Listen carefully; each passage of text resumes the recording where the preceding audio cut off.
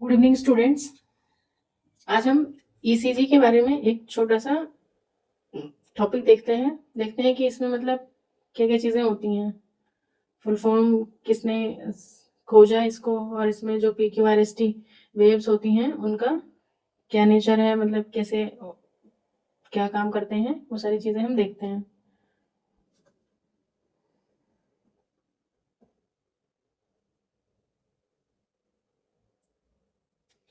सबसे पहले आता है कि ईसीजी, इसका फुल फॉर्म क्या है। जनरली हम इसको जानते हैं कि ये क्या होता है, इलेक्ट्रोकार्डियोग्राम। जनरली हम इसको किस नाम से रिप्रेजेंट करते हैं, इलेक्ट्रोकार्डियोग्राम। क्या है ये ECG.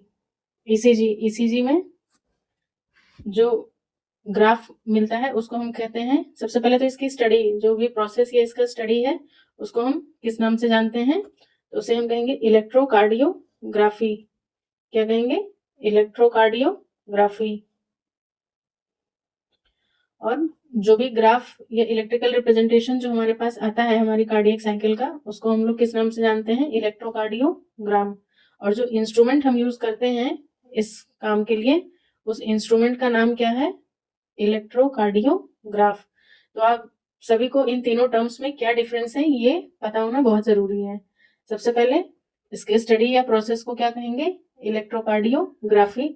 Graph of electrical recording, जो कार्डियक साइकिल का जो ग्राफ हमारे पास आता है, जो डॉक्टर हमें देता है, वो क्या होता है, वो इलेक्ट्रोकार्डियोग्राम होता है। और जो इंस्ट्रूमेंट, याद रखिएगा, जो इंस्ट्रूमेंट यूज करते हैं हम उस ग्राफ को बनाने के लिए, उस इंस्ट्रूमेंट का नाम है इलेक्ट्रोकार्डियोग्राफ। ठीक है, तो कंफ्यूज नहीं होना है, जो इंस्ट्रूमेंट है वो ग्राफ है और जो इलेक्ट्रिकल रिकॉर्डिंग्स हो रही है वो क्या है, कार्डियो। अब आता है कि हमारे इन्वेंटर कौन है, मतलब किसने इसकी इन्वेंशन की है, तो ये है एंथोवेन, जिनको हम लोग किस नाम से और जानते हैं, अगर कभी पूछा जाए आपसे तो फादर ऑफ ईसीजी कौन है, वो हमारे कौन है, एंथोवेन। ठीक है, उसके बाद में जो फर्स्ट रिकॉर्डिंग है ईसीजी की, फर्स्ट रिकॉर्डिंग ईसीजी की, ये किसने दिया था, तो ये वालर सर ने दिया था। इसको भी आप लोग याद रखिएगा कि फर्स्ट रिकॉर्डिंग किसके द्वारा दी गई थी, वालर सर ने। उसके बाद में ग्राफ देखते हैं। जो ग्राफ है इसमें देखिए पहले क्या होता है, ऐसे पी वेव के फॉर्मेशन होता है, फिर उसके बाद में ये बीच में एक शॉर्ट इंटरवल होता है, फिर ये यहाँ से ये QRS, ये बनता है हमारे पास QRS एक ट्रायंगल के फॉर्म में। उसके बाद में S और T के बीच में एक छोटा सा गैप होता है, फिर ST, फिर हमारे पास ये T वेव होती है। तो कुछ इस तरीके से बनता है ये। अब देखिए ईसीजी जो है, यहाँ पर मेनली कितनी, दो तरीके की वेव्स होती हैं। जो एक्स एक्सिस, ये क्या है हमारा, एक तरीके से हम इसको एक्स एक्सिस कंसीडर करते हैं। तो एक्स एक्सिस पे जो ऊपर है, इसमें इसमें दो तरीके की वेव्स होती हैं। कुछ है जो हमारी क्या है, प्लस वेव्स हैं, और कुछ है जो माइनस वेव्स हैं। जो पी वेव है, आर वेव है और टी वेव है, जो ऊपर की साइड में बन रही है वो हमारी PRT, ये कौन सी वेव्स हो गई, प्लस वेव्स हो गई। और जो बॉटम साइड में है QS, ये हमारी क्या है, नेगेटिव वेव्स हैं। तो अगर कभी एग्जाम में इस तरीके से पूछ ले क्वेश्चन, तो कंफ्यूज नहीं होना है कि प्लस वेव्स क्या हो गई, माइनस वेव्स क्या हो गई। जो ऊपर की तरफ में है वो PRT, वो हमारी प्लस वेव्स हैं, और जो नीचे की तरफ में आ रही है वो माइनस वेव्स हैं। तो फ्रेंड्स हमने क्या देखा कि हमारे पास कुछ प्लस वेव्स हैं और कुछ माइनस वेव्स हैं, जिसमें से PRT जो है वो प्लस वेव्स में आती हैं और QS माइनस वेव्स या नेगेटिव वेव्स में आता है। अब देखिए P का ड्यूरेशन देखते हैं कि P का ड्यूरेशन क्या है। P वेव का ड्यूरेशन वो है हमारे पास कितना है, वहां हमारा 0.1 सेकेंड। और ये होता है किस वजह से होता है, ये एट्रियल सिस्टोल या एट्रियल डीपोलराइजेशन या एट्रियल कॉन्ट्रैक्शन। ऑप्शन में अगर ये तीनों देकर के कोई चौथा ऑप्शन देता है आपसे और पूछता है कि मतलब पी वेव के लिए क्या रिस्पॉन्सिबल है, तो fourth option all of the above देता है, तो आपको मतलब परेशान नहीं होना है। क्यों, क्योंकि ये तीनों चीजें क्या शो कर रही हैं, पी वेव के लिए एट्रिया का सिस्टोल होना या एट्रिया का डीपोलराइज होना या एट्रियल कॉन्ट्रैक्शन, और इसकी ड्यूरेशन क्या है, 0.1 सेकेंड है।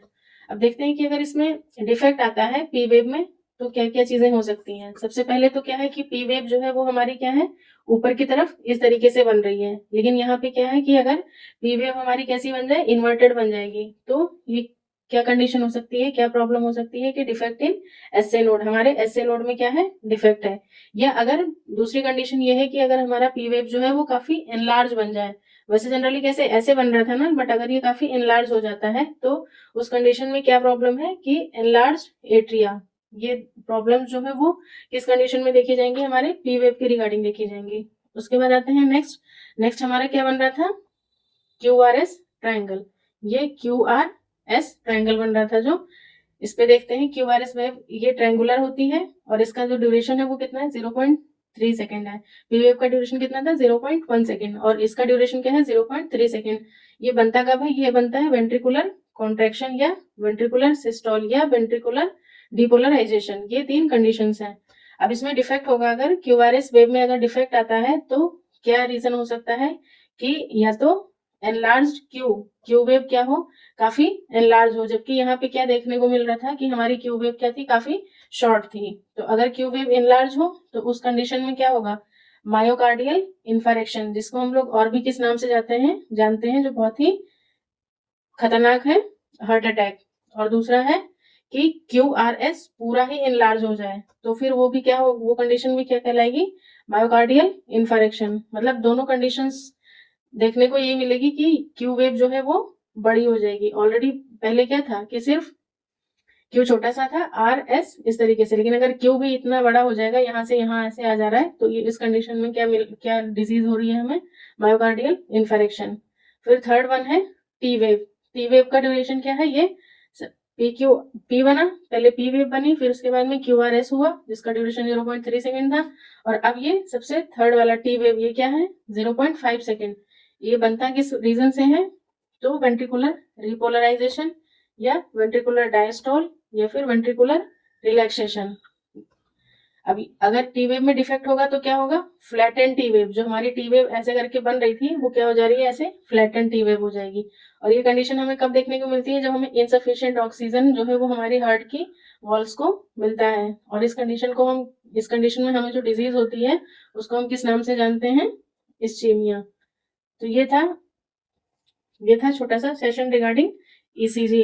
अगर इसमें आपको किसी भी तरीके का कोई भी डाउट है तो आप मुझे कमेंट सेक्शन में कमेंट करके पूछ सकते हैं। Thanks for watching everyone.